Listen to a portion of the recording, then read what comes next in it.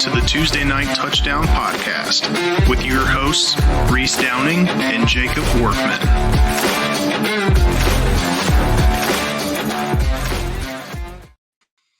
What's going on, guys? It is TNT Tuesday Night Touchdown Podcast, NFL edition, week 1. We are finally here. With me, as always, is fine citizen and co-host, Mr. Jacob Workman. Jake, what's going on, brother? I'm very excited for Sunday Night Football. I'm ready for Lions-Rams. Not excited for anything else, just Sunday night? Nope, Sunday night. That's it. All right. Well, at least you're honest. Well, I'll be excited if the Browns beat Dallas. I set myself up for that one, didn't I? All right. Well, there's a lot to cover on the news and notes side before we start making picks. So let's hop right into this. First and foremost, this is a crazy story. 17-year-old boy pulled a gun on Niners rookie wide receiver Ricky Purcell during an attempted robbery. Struggle ensued, and both Purcell and the boy were shot with a gun. He's going to miss at least the first 4 games of the regular season while on the non-football injury list. Those games will be against the Jets, Vikings, Rams, and Patriots. He would be eligible to return for the Niners' 5th game on October 6th against the Arizona Cardinals. 49ers and Trent Williams are also rumored to be close to finalizing a deal. Williams' brother posted a video of the tackle getting off a plane in the Bay Area on Monday night, and Adam Schefter of ESPN reports that Williams and the Niners are working to finalize a deal that would have him back in uniform.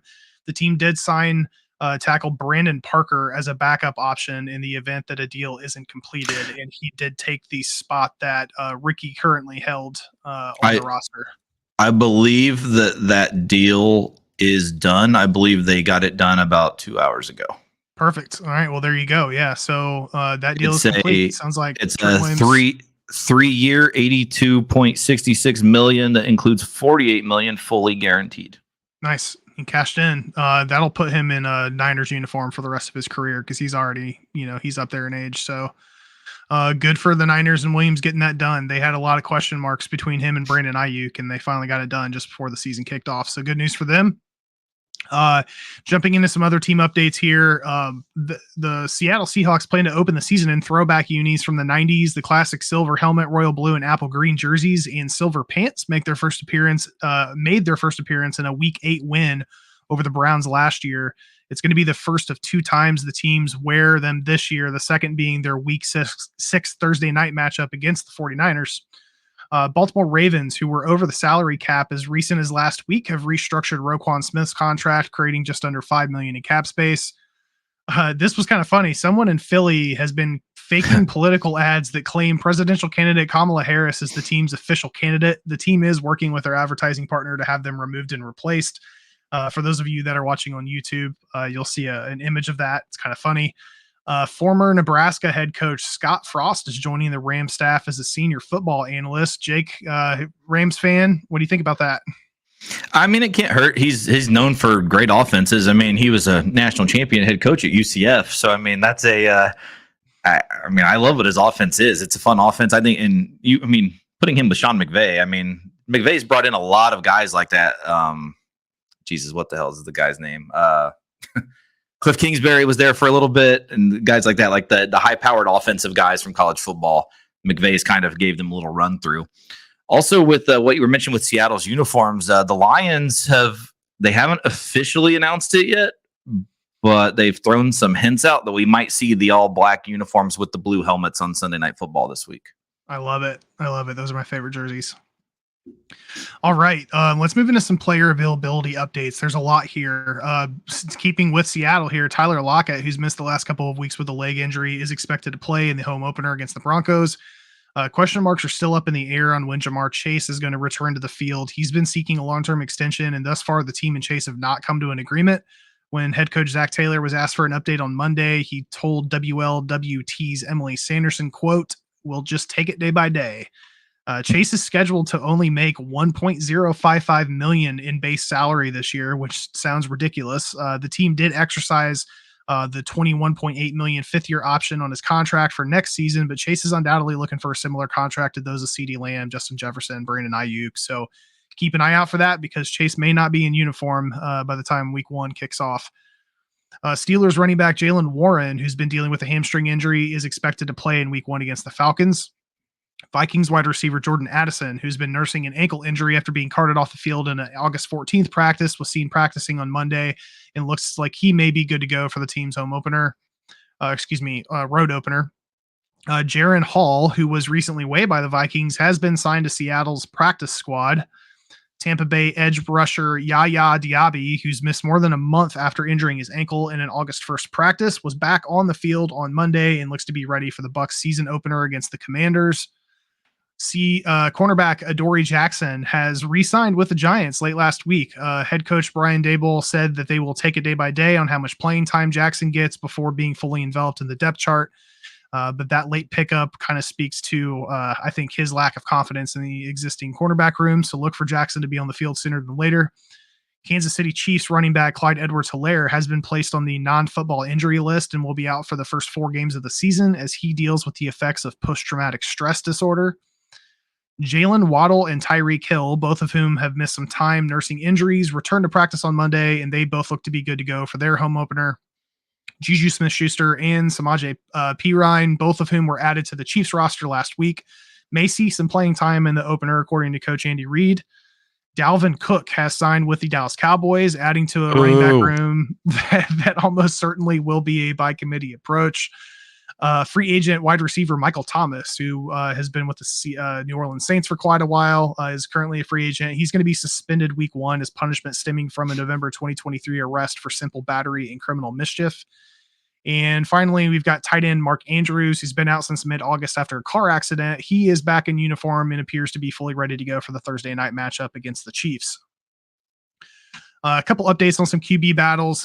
This is mostly stuff that's been announced in the past week, but just to cover it, Denver's Bo Nix, Vegas's Gardner Minshew, Minnesota's Sam Darnold, New England's Jacoby Brissett, and Pittsburgh's Russell Wilson have all been named week 1 starters. The Dallas Cowboys have also announced that QB Cooper Rush will maintain his role as the team's backup quarterback with Trey Lance in the 3rd spot. Uncle Lenny, free agent Leonard Fournette, traveled to Indianapolis on Monday to visit with the Colts to see if they can make a deal work. I do not believe anything has been announced at this time, but look out for that. And finally, Mickey Mouse and DirecTV are having some issues here. Dispute between DirecTV and Disney has gone downhill quickly. All Disney-owned networks were promptly removed from both DirecTV streaming and satellite services, including ESPN, which hosts Monday Night Football. This comes a year after Disney and Charter had a similar battle that kept Disney-owned assets off of that service until the first Monday Night Football game aired. Something to keep an eye on for DirecTV subscribers is this could impact your ability to watch the 49ers-Jets game that is coming on Monday night. All right, guys, it is time to pick some games. You ready, Jake? Yeah, I'm beyond ready. Right. The previews were very long. it was a long 2.5 months. I'm ready to pick some games. Yeah, let's make some money here. All right, kicking off the NFL season with an AFC Championship rematch as the Baltimore Ravens travel to Arrowhead to face off against the back-to-back Super Bowl champion Kansas City Chiefs Thursday in Arrowhead at 8:20 p.m. on NBC. Both teams come into the season as favorites in their division. We'll see if Derrick Henry will be a difference maker in this matchup or if the Chiefs can keep the ground game in check. Ravens finished 13-4 last year during the regular season, while the Chiefs finished 11-6. Interesting matchup here is KC went 5-4 at home last year, while the Ravens went 7-1 on the road. KC does lead the series here 8-5, and they are favored by 3. Yeah, I like the Chiefs -3 here. There is one thing I want to throw out though. I did see that Rashee Rice is supposed to be clear and not suspended. So I'm kind of baffled by the NFL when it comes to that. Like I watched Jameson Williams last year get suspended forever for gambling on not even the NFL outside of a building, and there's some dudes doing some pretty bad stuff in the NFL, and they're not even getting suspended. I don't quite understand the logic here, but I do like Andy Reid at home. Mahomes, Kelsey, they're back. I'm excited to watch Xavier Worthy in his debut game. I just think it's going to be a very, very fun game. But I do think the Chiefs are just too much for them. I'm with you. Chiefs' performance at home was a little iffy to me, being 5-4, but they had some up and down parts in the year. I think this team has actually improved versus last year, which is a little scary to think about. But I'm going to take KC here to get at least a touchdown win. Next up, we are lucky enough to get a Friday game in week 1. And this is an interesting one as both the Green Bay Packers and the Philadelphia Eagles are traveling to Sao Paulo to play the NFL's game in Brazil Friday in Corinthians Arena at 8:15 p.m. on Peacock. The Packers finished the regular season at 9-8 last year and made some noise in the playoffs before getting ousted by the Niners, while the Eagles finished 11-6 after starting hot in the first half of the year before fizzling towards the end and then getting knocked out of the first round by the Bucs. Both teams come in with new running backs in the backfield and new defensive coordinators. Looking at away records for both teams, the Pack finished 4-5, while the Eagles finished 5-4. Green Bay leads this series 28-18, and the Eagles are favored by 2.5. Yeah, the Peacock's killing it this weekend. Got Packers, Eagles, and Boise State, Oregon. Like those aren't bad games. This is an interesting matchup. Why the hell they're playing in Brazil with everything going on there is interesting. The teams have basically been told, don't leave your hotel. Like I don't know. This seems like a very interesting situation and how the game's actually going to play out. I think the Packers are too good for this, though. I'm actually surprised Philly's the favorite. I'm going to take Green Bay to. I'm actually just going to take them win straight up. Yeah, I have a feeling this is going to be a high-scoring game, but I am also going to take the Packers here plus the points. All right, the first of our Sunday matchups features the Pittsburgh Steelers as they head to Hot Atlanta to face off against the Atlanta Falcons, 1 p.m. in Mercedes-Benz Stadium on Fox. Pittsburgh finished the year 10-7 and kicks off year 1 with Russell Wilson under center, while the Falcons finished 7-10 and kick off their own year 1 with Captain Kirk Cousins as the new signal caller. Pitt went 5-3 on the road last year, while the Falcons were 5-3 at Mercedes-Benz. Steelers do own this series, 15-2-1 record against the Falcons, and the Falcons are favored by 3.5. Yeah, it's the R.D. Smith revenge game. I'm taking the Steelers. I want the Steelers plus 3.5.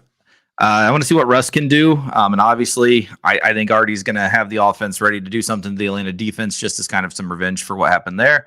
I would be a little bit more interested in this game if Penix was the starter for Atlanta. I am not a big Kirk Cousins fan, so we'll see what happens as the season goes on there. But I do like the Steelers in this one. Yeah, I am taking the Steelers as well. I think Tomlin's defense here is going to be the difference. Next up, we have the Arizona Cardinals heading east to meet Josh Allen and the Buffalo Bills, 1 p.m. in Highmark Stadium on CBS. The Cards look to improve after a 4-13 season last year and hope for a healthy year for Kyler Murray, while the Bills finished 11-6 and look to maintain some consistency throughout the season with a revamped offense. Zona went 2-7 on the road last year, while Buffalo was 7-2 at home. Buffalo does lead the series 7-5, and they are favored by 6.5. Yeah, I'm interested to see what the receiver situation is kind of on both of these teams. I know the Bills brought in Keon Coleman, Arizona brought in Marvin Harrison Jr., but after that, I mean, it's not the best. So it's going to be kind of interesting to see what happens with these. I'm kind of surprised this is under 7, but I'm going to go Buffalo minus 6.5, but I'm not very confident in this one, to be honest. I think this is going to be an ugly game. I'm a little bit more confident in this one, but I am also going to take Buffalo. I think it's going to be another long year for the Cardinals, so I'll take Buffalo here to cover. All right, next up, we have Will Levis and the Tennessee Titans traveling to the Windy City to face off against rookie Caleb Williams and the revamped Chicago Bears, 1 p.m. in Soldier Field on Fox. The Titans look to improve from their 6-11 record in their first year under Brian Callahan, while the Bears look forward from last year's 7-10 record with what feels like a whole new roster, most notably their rookie signal caller. The Titans have an abysmal 1-7 road record, while the Bears went 5-3 at home last year. Tennessee does lead the series 7-6, but the Bears are favored by 4.5. Yeah, I'm very. This actually is a game I'm excited for. One, because I'm a big fan of what Tennessee did in the offseason, and two, because I want to watch Caleb and Rome play. So I think this is going to be one of the more fun games to watch. I actually am on Tennessee plus 4.5, though. Yeah, that's a little surprising because it's the same way that I went. The spread being 4.5 is what really gives me pause. I think there's a good chance Chicago wins this game, but I think that Tennessee can keep it within 3 at most. So I am going to take the Titans here plus the points. All right. Next 1 p.m. game has the new look New England Patriots traveling to the land of Skyline Chili to meet Joe Burrow and the Cincinnati Bengals, 1 p.m. in Paycor Stadium on CBS. While they drafted North Carolina quarterback Drake May, New England and new head coach Gerard Mayo have tapped Jacoby Brissett to start the year at quarterback as they look to improve from a 4-13 record and the worst offense in the league.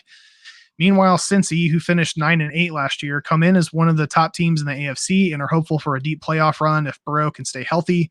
The Pats went 3-5 on the road last year, while the Bengals went 6-3 at home. New England does lead the series 17-10. The Bengals are favored by 9.5. Yeah, if New England were to win this game outright, I might bathe in Skyline Chili. That just doesn't seem like something that's going to be possible. I wish Drake May was playing to make this game a little bit more interesting. I truly don't care about Jacoby Brissett. Obviously, Chase being, who knows? I mean, he's probably not playing, to be honest, but and 40.5 is a very low over-under, but I do like Cincinnati in this one. New England, as we've talked about a lot in the offseason, what are they? Like, they don't seem like they're going to be anything at all. Yeah, that depth chart on both sides of the ball is definitely suspect. Largest line of week one, since he has lost in week 1 and 4 the last 5 years, which makes this a little concerning, but the team should be one of the better in the AFC this year. Pats are deep in a rebuild, so I'm going to go with the Bengals here minus the points. Next up, we have CJ Stroud and the Houston Texans traveling to Circle City to face off against Anthony Richardson and the Indianapolis Colts, 1 p.m. in Lucas Oil on CBS. Houston finished the year 10-7 and performed well in Stroud's rookie season when the Colts had high hopes, but entering the season before finishing 9-8 after Anthony Richardson had a season-ending injury. Some extra juice in this game, as the last game of the year was Colts versus Texans, and the Texans won that game and knocked the Colts out of the playoffs. Houston went 4-4 on the road last year, while the Colts were 4-5 at home. Indy leads this series by a wide margin at 33-11-1. Texans are favored by 2.5. This line has dropped just a little bit. Yeah, so AR back healthy, got a little bit more weapons. Liatu Latu on defense. We'll see what he can do to put the pressure on Stroud. But I'm not quite sold on this Colts team. I think they're going to be all right though. And I guess they do have the home advantage here. But as last year they did call it the Stroud House. So I'm taking the Texans minus 2.5. Yeah, I've talked a lot about how much I like this Texans team. They've won the last 2 in Lucas Oil, and I think they're going to make it 3 here. So I'm going to take the Texans here to win and cover. Next up is a Florida Swamp Battle as the Jacksonville Jaguars travel to South Beach to face off against the Miami Dolphins, 1 p.m. in Hard Rock Stadium on CBS. Jacksonville finished the year 9-8 and missed the playoffs after being heavily favored in the AFC South to start the season, while the Dolphins finished the season 11-6 and made the playoffs, but injuries caused them to slip out of the AFC East crown and eventually led to a first-round exit in one of the coldest games in NFL history. Jags went 5-3 on the road last year, while the Fins went 7-2 at home. Jags do lead this series 6-5, but Miami is favored by 3.5 at home. Yeah, I'm taking Miami minus the 3.5. I know they've had quite a few changes actually, but I still just think Miami's offense is going to be way too much for Jacksonville. Yeah, I don't know how much fluff this is, but Tyreek Hill did come out a couple days ago and say that he thinks this is the most talented Dolphins team that he's been on. He's only been there a couple of years, but worth noting, when the Dolphins are healthy, they're tough to beat. I'm intrigued to see how this Jacksonville offense looks with a couple of these new pieces, specifically Brian Thomas. I think this is potentially going to be a high-scoring game, but I'm going to take the Fins at home here to cover. All right. Next up, we have an NFC South battle as the Carolina Panthers travel to the Big Easy to meet the New Orleans Saints, 1 p.m. in Caesar Superdome on Fox. Carolina looks to put last season behind them after a 2-15 season, while the Saints look to build upon their 9-8 season. Panthers did not win a game on the road last year, finishing 0-9, while the Saints finished 5-3 at home. New Orleans leads this series by a tight margin, 31-28. They are favored by 3.5. These next 2 games are pathetic. I'm taking the Saints just simply because they're the home team. I think both of these teams are awful.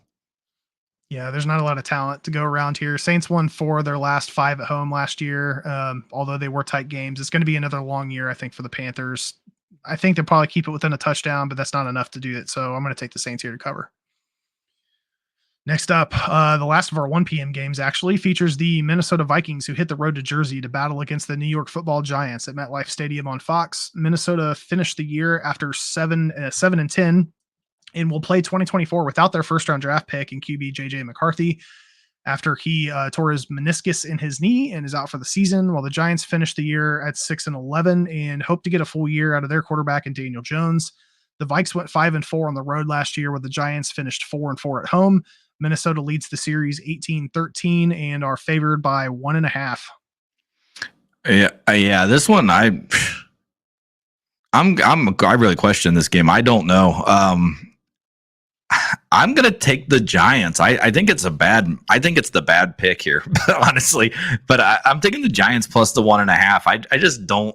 I think this game is going to be a disaster. Yeah, Darnold historically doesn't perform that well on the road. Shane Bowen is going to look to put some pressure on Darnold early with that front four. They do have a really solid defensive line. I think that's going to be the difference here. I'm going to take the Giants plus the points to pull off the W. Next up, and this is the first of our 4 p.m. matchups, features the Las Vegas Raiders as they head west to Inglewood to battle the new look LA Chargers at SoFi Stadium on CBS.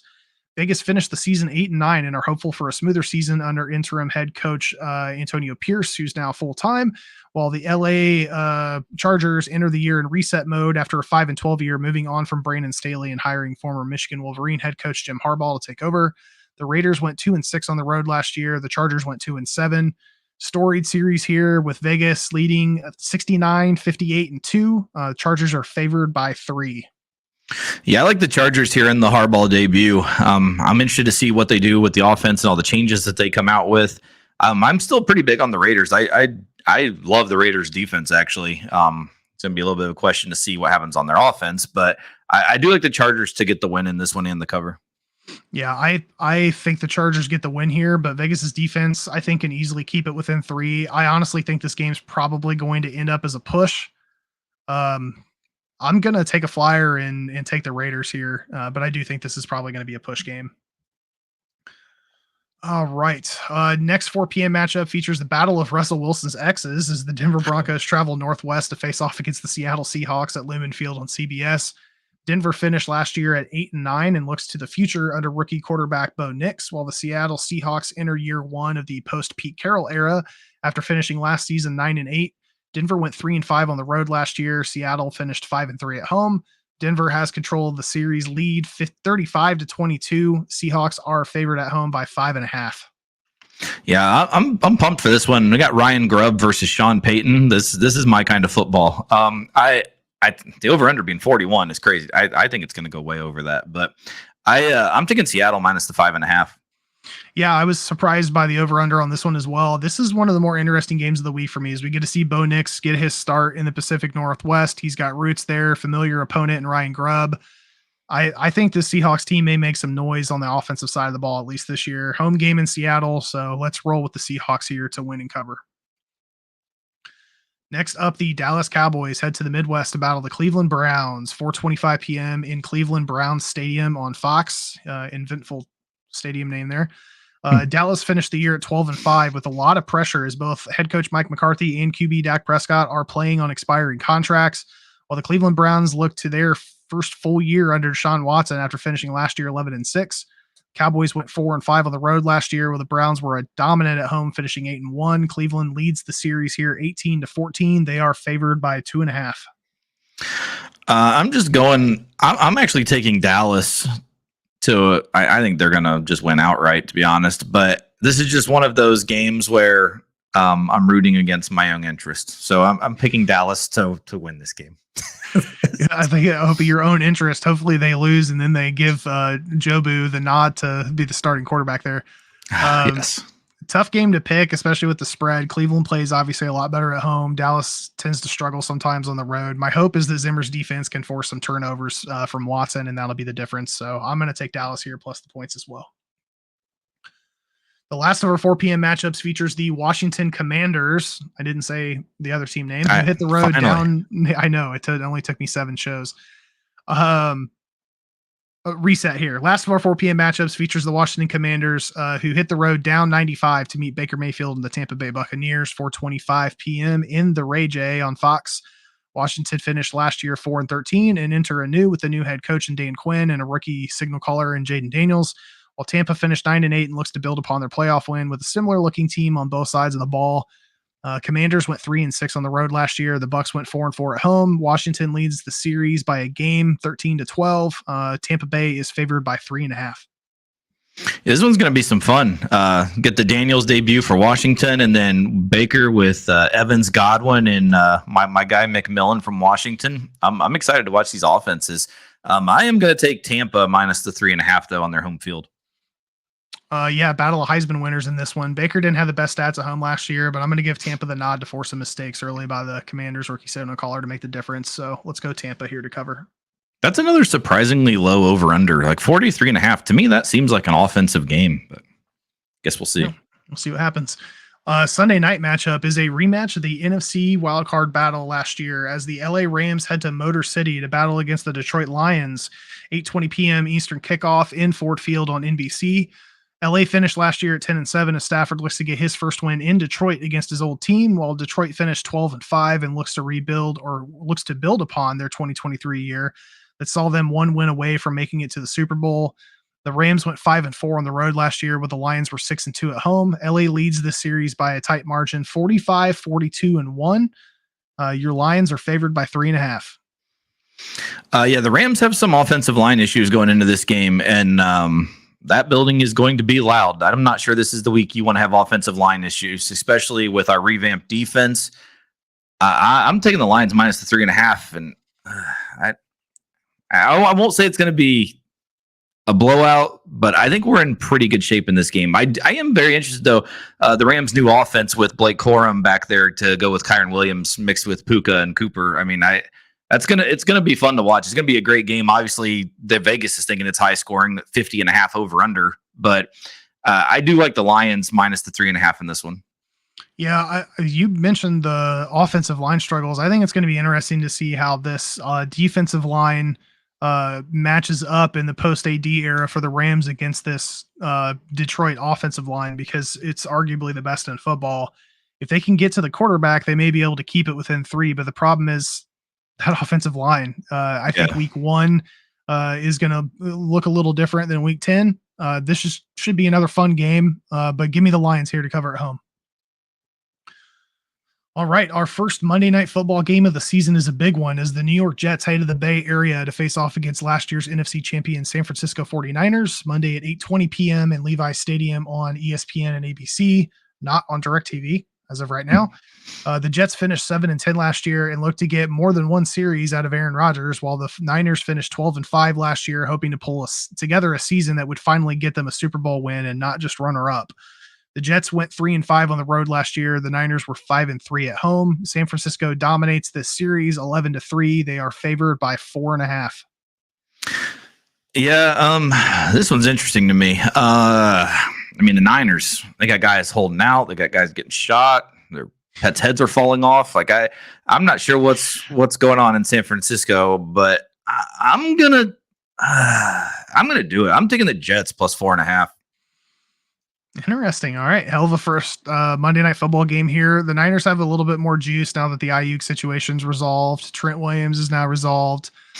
That still, I don't think is necessarily enough to cover this 4.5. I think a little Rodgers magic plus a solid ground game from Breece Hall can keep this within 3. So I'm with you. I'm going to take the Jets here plus the points. All right. It is time for Lock of the Week. Jake. My lock of the week is the Miami Dolphins minus 3.5 at home versus the Jacksonville Jaguars. All right. My lock of the week is going to be the Buffalo Bills minus 6.5 over the Arizona Cardinals. We talked about this game a little bit already.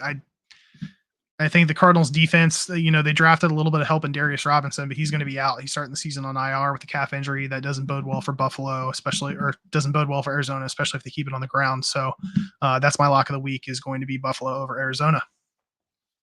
Let's move into underdog pick of the week. Down goes the Bears. Give me the Tennessee Titans at plus 176 to go into Chicago and beat the Bears week 1. All right. I like it. My underdog of the week is the Green Bay Packers over the Philadelphia Eagles. We talked about this.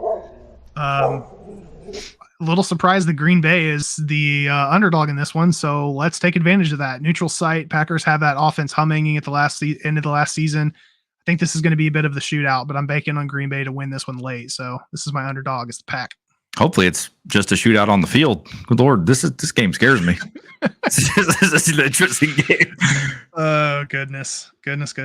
All right, guys. After that Dynamite mic drop. Dynamite drop in, Monty. That is going to be it for us for week 1. We are rocking and rolling here now on picks against the spread. We are doing it for both college and NFL. So if you don't typically watch our college football podcast, please check that out. It gets released or is live just before this show is. And yeah, we're excited. We're finally here, guys. So go win some money for the fine citizen, Mr. Jacob Workman. This is Reese Downing, TNT Tuesday Night Touchdown Podcast, NFL edition, week 1. We will see you guys next week. See everyone. Eat 'em up, Lions. Eat 'em up.